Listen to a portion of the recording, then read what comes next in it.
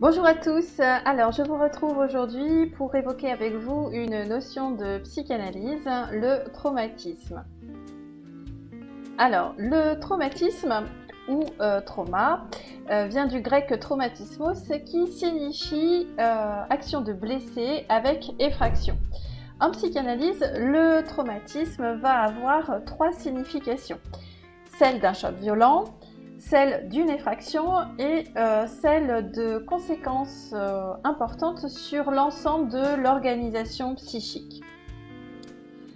En psychanalyse, on envisage le traumatisme en termes économiques. Autrement dit, on va s'intéresser à la circulation et à la répartition de l'énergie pulsionnelle qui est quantifiable et donc susceptible d'augmenter, de diminuer ou encore de rester constante.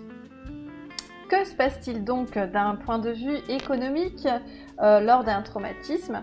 Eh bien, en très peu de temps, il va y avoir un afflux massif d'excitation, un afflux tel que l'appareil psychique ne pourra pas l'évacuer.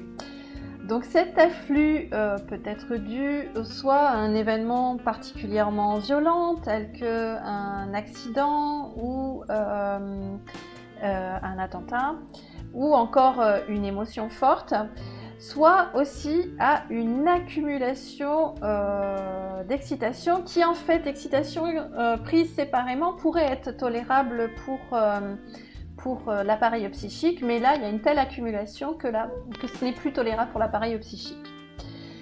À ce moment-là, lors du surgissement du traumatisme, eh bien, il va y avoir le principe de constance qui va être mis en échec. Alors là, je me permets de faire un petit rappel sur ce qu'est le principe de constance. Alors, ce principe de constance, c'est lorsque l'appareil, en fait, c'est un principe qui a été énoncé par Freud et qui donc émet l'idée que l'appareil psychique maintient un niveau aussi bas que possible de la quantité d'excitation qui est contenue dans l'appareil psychique. À défaut, il va y avoir un niveau constant, donc tolérable pour l'appareil psychique. Les moyens pour obtenir cette constance vont être de deux sortes. Un premier moyen consiste à décharger l'énergie qui est présente. Et un deuxième moyen, ça va être l'évitement. Alors l'évitement d'une part de ce qui pourrait augmenter la quantité d'excitation, mais aussi par voie de conséquence, la défense qui va se mettre en place contre cette augmentation. Donc ce qui va se passer en cas de traumatisme, c'est-à-dire en cas d'afflux massif d'excitation dans l'appareil psychique, celui-ci va se retrouver complètement incapable de décharger cette quantité intolérable d'excitation, cette quantité d'excitation intolérable pour lui. Alors, pourquoi parle-t-on d'effraction? En fait, l'appareil psychique est enveloppé d'une couche protectrice qui est appelée par excitation. Cette enveloppe, cette couche protectrice, elle ne laisse passer que la quantité d'excitation tolérable par l'appareil psychique. De ce point de vue-là, on va donc envisager le traumatisme comme une déchirure, comme une entaille dans ce par excitation. Donc l'appareil psychique va se retrouver à ce moment-là à devoir mobiliser toute son énergie pour colmater la brèche. Et il va notamment utiliser un processus économique qui est appelé le contre-investissement. Alors qu'est-ce que le contre-investissement? Ce sont des investissements par le mois de représentation ou d'attitude qui vont empêcher les représentations inconscientes, donc qui sont dans l'appareil psychique, d'accéder à la conscience. Malheureusement, ce contre-investissement a un prix, puisqu'il va mobiliser de l'énergie interne aux dépens de l'appareil psychique.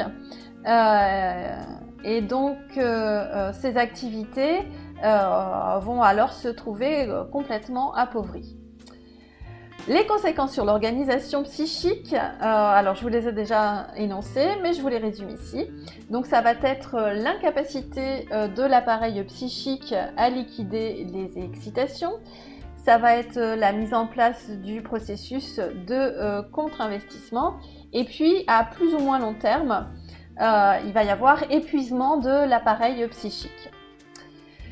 Peut-être que pour vous, le traumatisme se réduit à un seul événement qui s'avère être violent, inopiné et qui va ressembler à un accident, un attentat, quelque chose de très très choquant émotionnellement. En psychanalyse, c'est aussi la réactivation à travers un événement extérieur d'un événement extérieur qui ne sera lui ni particulièrement violent ni particulièrement inattendu. Donc ça va être la réactivation d'un traumatisme qui lui est plus ancien, qui va remonter à l'enfance. Donc ce traumatisme-là en question va être à l'origine du déclenchement d'une névrose chez l'adulte. Il va donc faire intervenir d'autres facteurs comme la constitution et l'histoire infantile de l'individu. J'espère que cette vidéo vous aura éclairé sur ce qu'est le traumatisme d'un point de vue psychanalytique. Si vous avez des questions, il y a encore des zones d'ombre après cette vidéo, n'hésitez pas à poser ces questions en commentaire. Moi, je me ferai un plaisir d'y répondre. Si vous avez aimé cette vidéo, vous pouvez la partager. Et puis, si vous n'êtes pas déjà abonné à cette chaîne, je vous invite à le faire. Comme ça, vous pourrez être averti lors de la publication de la prochaine vidéo. Je vous dis à très bientôt.